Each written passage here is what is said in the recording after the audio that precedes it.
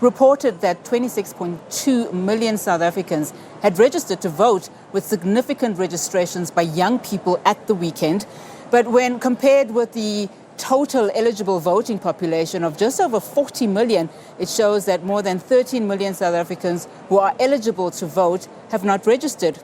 Now let's discuss this. We're joined by, in studio is Dr Collette Schulz-Herzenberg, is a senior lecturer in political science at Stellenbosch University, and she joins me now. Thank you so much for your time, Doctor. Of course, we want to talk about that and also just the voter behavior. You know, what can we read into just how people...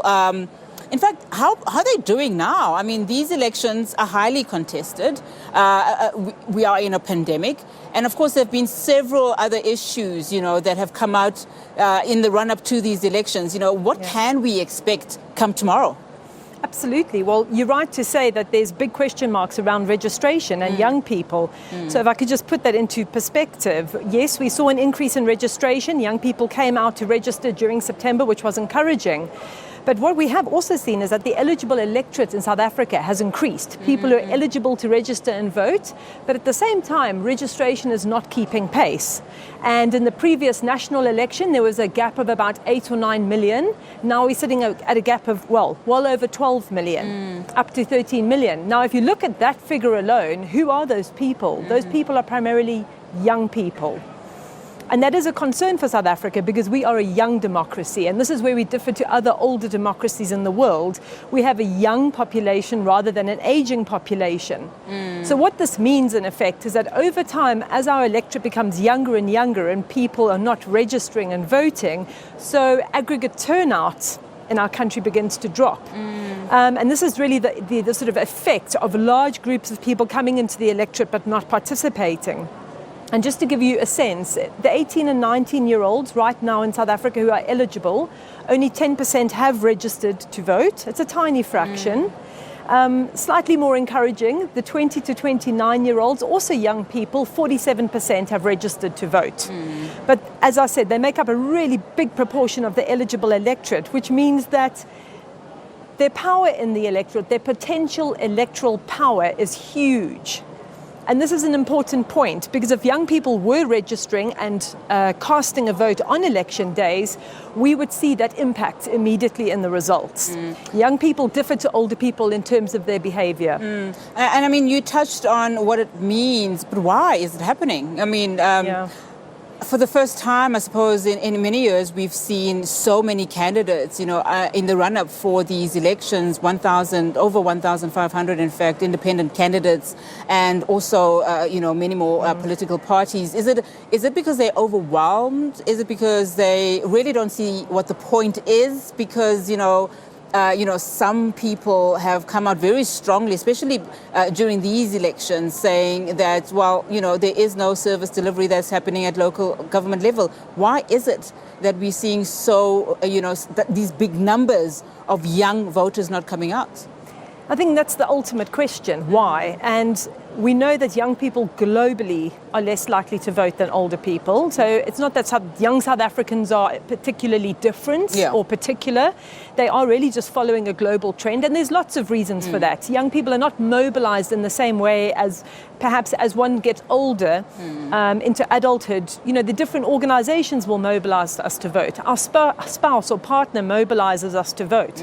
Young people tend not to vote. But I think if you look at the data in South Africa, there are also a set of reasons that belong to our context.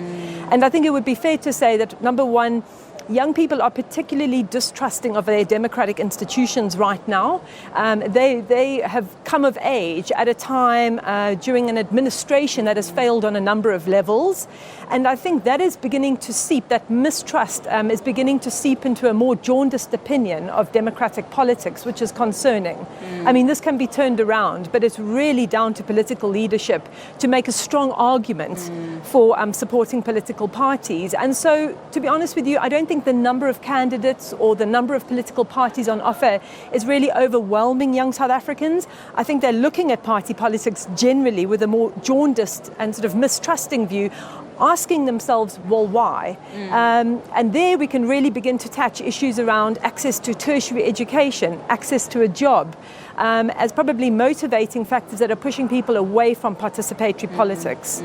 So is it safe to say that what is causing this trust deficit, especially if you were looking at young people, should perhaps be squarely laid at the feet of political leaders, those that we entrust and we elect to become, to come into these positions and to make a change, or is there something bigger and larger at play? Well, of course, it's down to the sort of delivery that governments serve. And I think what's essentially happening is that a prolonged period of poor service delivery, of a lack of sort of coherent policy around employment and so on, is beginning to impact trust in particular institutions and politicians, certainly political actors. But then over time, we know that can begin to erode more diffuse trust in larger democratic institutions, democracy itself. And I think we're beginning to see that connect being made between politicians per se, government's role in that, and then the broader system of democratic politics. And it's really where you want to be able to nip that connection in the bud, to say it's not necessarily democratic politics that is at fault, but that we need to be looking at ways to hold politicians accountable. I mean, is there even a slight possibility that we might see the kind of leadership that these young voters need that would make these numbers grow a little bit smaller than what we're currently seeing?